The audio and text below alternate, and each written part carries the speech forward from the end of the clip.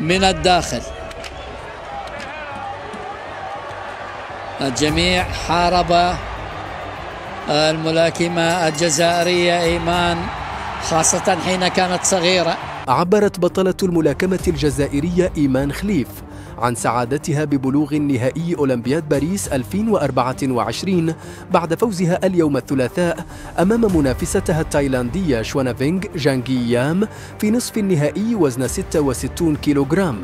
وصرحت البطلة الجزائرية بعد فوزها في نزال نصف النهائي بقاعة رولاند جاروس بالعاصمة الفرنسية باريس لوسائل الإعلام: فخورة بإنجازي الجديد، أظن أنني قدمت كل ما لدي، أشكر الطاقم المشرف على تدريبي، إن شاء الله أكون على مستوى التطلعات في النهائي الأغلى.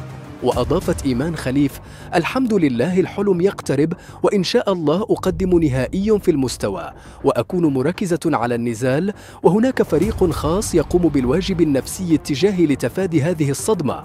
وتابعت البطلة الجزائرية: أهم شيء أنني تأهلت إلى نهائي الأولمبياد، وأوجه تحياتي إلى والدتي ووالدي وكل سكان ولاية تيارت والشعب الجزائري ككل. الجمهور الجزائري فجأني بحضوره القوي وأوجه له شكري الخاص.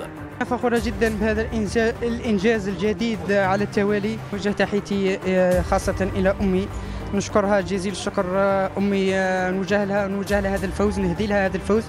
الأب تاعي نشكره، نشكر كامل عائلة خليف، كامل قرية صغيرة اللي نقطن فيها، كامل ولاية تيارت، كامل الجزائر، وكامل العالم العربي والعالم بأسره.